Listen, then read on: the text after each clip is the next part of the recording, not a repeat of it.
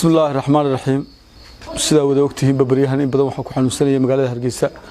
walaalkan Cabdiyare taasoo warbaahinta iyo baraha bulshadu qolba wax ka hadlaysay wax soo dhigeen waxaan ugu talagalay maanta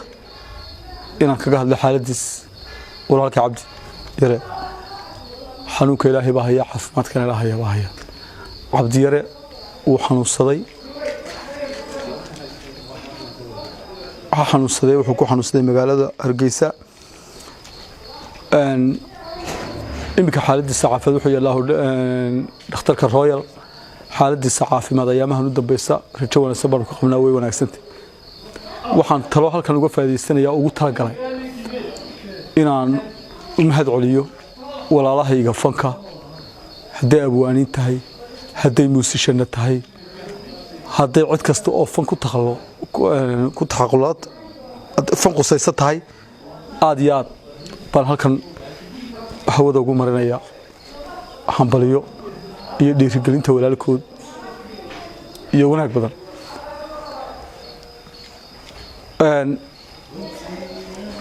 waxay muujiyeen runtii in badan baa fanaaniin badani dayac nooga xanuunsatay dayac nooga dhimatay waxaan anagu qaban karayno maanta waxaan tusay taa oo rajadana soo galiyay walaalahayaga fanka ayaana soo galiyay waxaan leeyahay Cabdiyare markuu halkan ka xanuunsaday warbixinteedii baan wada waxaanu sameynay qol WhatsApp waxaanu ku soo guray fanaaniin abwaaniin ina la intii fan ku walaalahayd intii fanka ku walaalahayd qolka waxa sameeyay aniga Ifraa Hargeysa Yurub Geeyo iyo abwaankeeni weyna gudoomiye ruuxiga ahaa Xasan Saleebaan Dhuxul Laab Saalax oo isna ariga talada mustabeedka noo ahaa aan kula tashanay arigaas wuxuu dhaqaaqay si wacan fanaaniintii waxay ka geysteen gacan la xalli Cabdiyare hawshiisa si la yaab leh oo dhiirigelin leh oo kalgacal leh baa iyagoo bilaa abtirsiin ah oo fanku abtirsada gacan weyn uga geysteen walaalkood Cabdiyare caafimaadka Ilaahay baa hayay ee lacag dhakhtar lagu geeyo oo wanaagsan barooyay waxa ururiyeen fanaaniintu lacag 20,000 iyo something ah ayay ururiyeen waxa kala ay sameeyeen Xasan Saleebaan oo aan aad ugu mahad celinay halkan dadaalka uu galay dawladda hoose markuu la hadlay la xiriirka iyo la sameeyay xiriirka waxa ay iyaduna noogu deeqday oo ay nasiisay oo ay sheegtay oo arkeedii aan waxba ka harin $10,000 Cabdiyare marka lacag wanaagsan Ilaahay caafimaad ka bixiyo ha siiyo ayaanu u haynaa waxaanu doonaynaa maadaama xilli xun ku baagmay oo xaaladaha arrimahan jiray imika geeska iyo dunida oo dhanba ka dhacay coronavirus-ka oo meel walba xiran tahay sidii aanu u marin lahayn jidka say doontaba ha noqotee aanu u geyn lahayn Ethiopia ayaanu iyadana hawsheedii ku jiraa oo dhaqso ah والسلام عليكم Cabdiyare kuwa xanuunkiisa beenta ka sheegaya kuwa waxaan hayn ka sheegaya kuwa buunbuuninaya kuwa lacaga la dhacayle fanaaniinta reerkiga caabanaya sida Mawlid Xasan Faarax waxaanu leenahay Cabdiyare xaaladiisu way wacan tahay cidina wax kama dhicin kuwa Etoobiyana way mahadsan yihiin dhamaan fanaan meel joogo dhan kala gacal iyo muxibaan haya abuu waxa jira waxaad noo sheegtay in inaad lacag wanaagsan oo Cabdiyare aad xaaladiisa caafimaad ku maareynaysan inaad ururiseen lacagtii imka sidaad u maareynaysan ma qoyskood ku wareejinaysan mise idinka qaadayo dhakhtarka ku geenayo lacagta u maamulaya kamartay Cabdiyare su'aal hadii aad wanaagsan Cabdiyare fanaan qoys iyo qof yaro intuu qoyska xanuunsaday reer hebel qaadayo ma Cabdiyare fanaaniin baa u kacday isu xilqaantay lacagtan ururisay fanaaniintaas lacagta Cabdiyare gurina ugu meedhisan jagana ugu meeyibinay Ilaahay baa caafimaadka haya waxa uu talagaleen in caafimaadkiisa ku daryeelaan annagu reerna wuxuu dhib reerku soo ururiyay maxaan ugu dhibina reerna wuxuu dhiibay reerna wax lama leh Cabdiyare ilaa intaanu ku quusanayna hawshiisa akoon baan u sameeynaa lacagtiisa loogu shubo markuu Ethiopia tago marba halkaas wuxuu baahan yahay loo dirayaa family-goodu runtii waa family laga maarmo cidii ay soo go'aamiyaan way qaadaysaa laakiin maamulka caafimaadka cabdiyare annagaa leh oo gacanta ku hayna kamana hadhayno inta ilaahay noo bogsanay walaalka fanaanyarada wuxuu ka dhashay qaran oo ah cabdiyare qaran buu ka dhashay xukuumad ahaan wax hadayda ka soo gaaray ama caawimaad ha noqoto ama dhakhtar ha noqoto ma jiraa umanan doonaanba cabdiyare xukuumaddayadu kamana rajo xumin inaan waxna siiso wasiirkayga warfaafinta waa nin aad nooga warhaya markay xanuunsadaan fanaaniintu waad aragtay abwaaninta siduu dul taagan yahay asalaamu calaykum hore umaanaan tegin weli laakiin waxaan ugu talagalnay inta markaan ku daweyno haddii ilaahu ha nagu keenin waxba nagu yimaadaan inaanu marka labaad ku caloolno haddii arrin wax adag nagu yimaadaan haddii kale ilaahay walaalkay wuu noo caafiyeyba aad iyo aad baan kugu mahad celinaa shirkaagan jaraa'id aad ku qabatay magaalada Hargeysa waqtigu ay tahay xilli Ramadaan habeenimana lagu jiro maalmihii u dambeysay waxa xanuunsanayay fanaanka Cabdiyare oo xaaladiisa ay taalay isbitaalka Royal waxa la sheegay in ay fanaaniintu lacag u ururiyeen waxa la sheegay in lacagta in la musuqmaasuqayo fanaaniinta dhexdoodii lacagta ay musuqmaasuqeen oo maxay ay gruubo kale la sameeyay oo maxay ay lagu magac doonanayo in lacag loo ururiyay laakiin lacagtii aan waxba laga haynin bay lahad waa been waan arkay waxa jira anagu gruubka markaan sameynay lambarkan lacagta ku soo dhacaysa Yurub Maxamed Cabdi leh oo noo soo furay Yurub lacagta markay ku soo dhacdo xisaabiyaal iyo qasnajiyaal bay sii leedahay si kala dambeeya iyo gudiyo lacag la musuqmaasuq karaba maaha mid kale dad baahida inta lagu haysto kuwa ururinaya kuwa bixiyo isku mid waa laga haya